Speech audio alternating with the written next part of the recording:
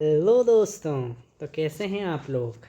आज के इस वीडियो में देखेंगे तीसरे विश्व की राजनीति की प्रमुख समस्याएं। इंट्रोडक्शन।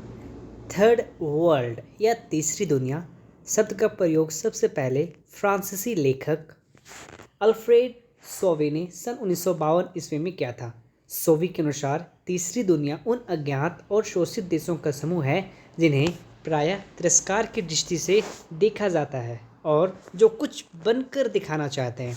सोवी का संकेत उन अफ्रीकी एशियाई देशों की तरफ था जो सदियों तक उपनिवेशवाद और साम्राज्यवाद की जकड़ में थी और जब अपनी गरीबी और पिछड़ेपन से उबरकर आधुनिकता एवं संपन्नता की ओर बढ़ना चाहते थे।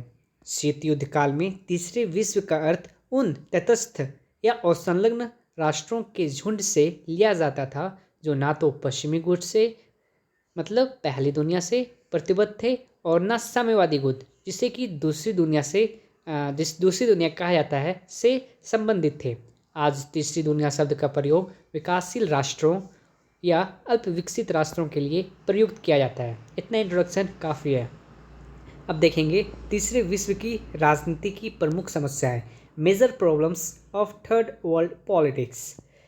तीसरे विश्व के अधिकांश देश सामाजिक, आर्थिक व राजनीतिक दृष्टि से बहुत पिछड़े हुए हैं। इन देशों के समान राजनीतिक, संवैधानिक, आर्थिक व सामाजिक दृष्टिकोण से बहुत अधिक समस्याएं हैं। तृतीय विश्व के देशों को प्रभावित करने वाली प्रमुख संवैधानिक एवं राजनीतिक समस्याएं निम्न प्रकार है। नंबर 1, नव उपनिवेशवाद की प्रवृत्ति। द्वितीय विश्व युद्ध के पश्चात एशिया और अफ्रीका के अधिकांश देशों ने उपनिवेशवादी शासन से मुक्ति प्राप्त कर राजनीतिक स्वाधीनता प्राप्त कर ली, परंतु उनकी राष्ट्रीय स्वाधीनता के लिए आज भी कई खतरे बने हुए हैं।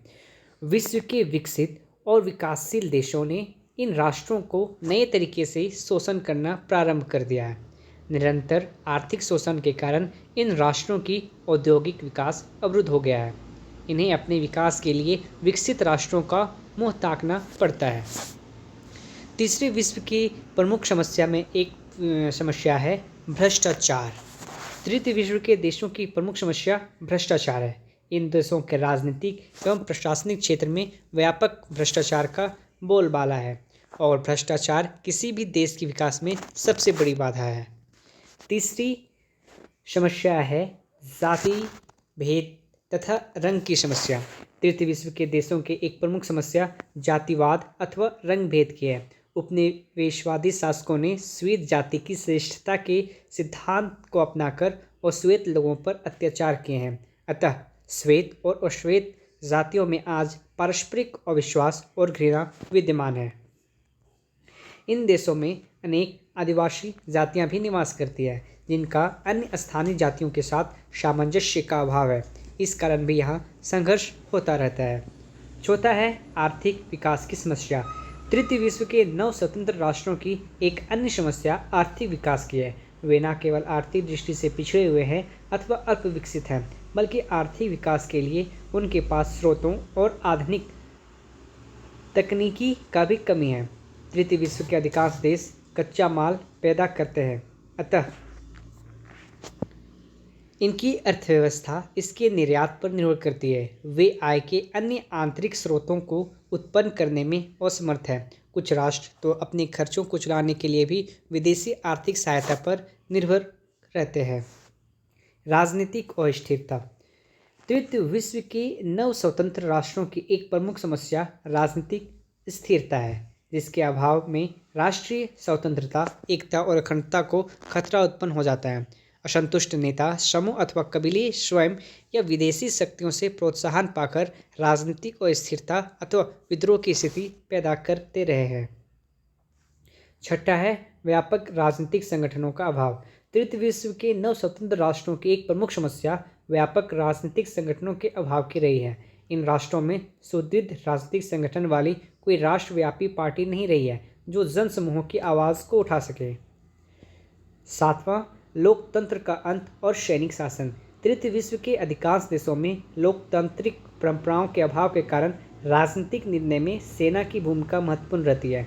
अनेक देश में सैनिक तानाशाहों ने और सैनिक सरकारों का तख्ता पलटकर सत्ता हथिया लिया है।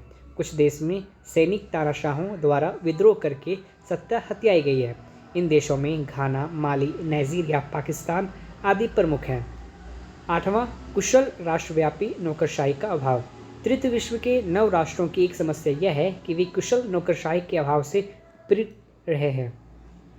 उपनिवेशवादी शासनकाल में शिक्षा का विस्तार न होने के कारण स्वतंत्रता प्राप्ति के समय इन राष्ट्रों के पास कुशल एवं अनुभवी तथा राष्ट्रीय भावनाओं से ओतप्रोत नौकरशाही नहीं थी, जो प्रशासन के कार्य को सुचारू रूप से संभाल सकती।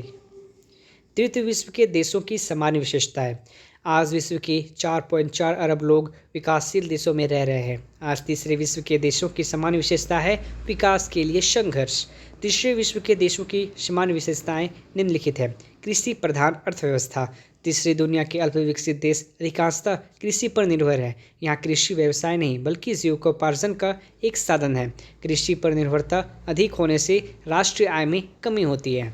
निर्यातों पर आश्रित। तीसरी दुनिया के देश अपने निर्यातों पर अधिक निर्भर रहते हैं। अर्थव्यवस्था में अधिक निर्यात नुकसानदायक नहीं होते, परंतु यदि कच्चे माल का अधिकांश भाग कम लाभों पर विदेशों को जाते हैं तो आर्थिक विकास नहीं बढ़ता है।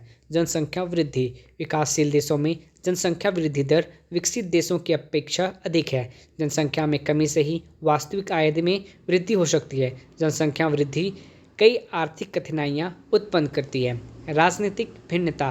तृतीय विश्व के समूह नहीं है। इसमें विभिन्न महाद्वीप के लोग शामिल हैं। इनकी सांस्कृतिक पृष्ठभूमि अलग अलग है तथा उनकी राजनीतिक व्यवस्था भी भिन्न भिन्न है। तृतीय विश्व के कुछ देशों को किसी न किसी रूप में समाजवाद के लिए प्रतिबद्धता है, कुछ को पूंजीवाद में पूरी आस्था है और कुछ को उदार लोकतंत्र में, और कुछ ऐसे देश हैं जहाँ सैनिक शासन है। गुट निरपेक्षता की नीति। तृतीय विश्व की अवधारणा का आधार गुट निरपेक्षता की नीति थी। समय के साथ तृतीय विश्व ने आर्थिक परिभाषा को ग्रहण कर लिया और आर्थिक दशा उसकी महत्वपूर्ण पहचान बन गई।